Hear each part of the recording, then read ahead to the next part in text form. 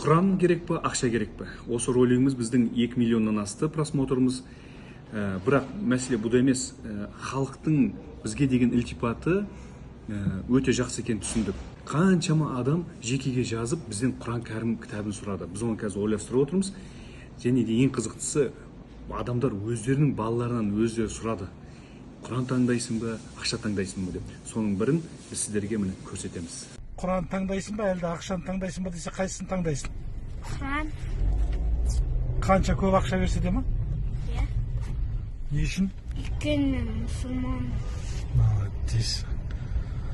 Elhamdülillah Müslümanım de. Elhamdülillah Müslüman.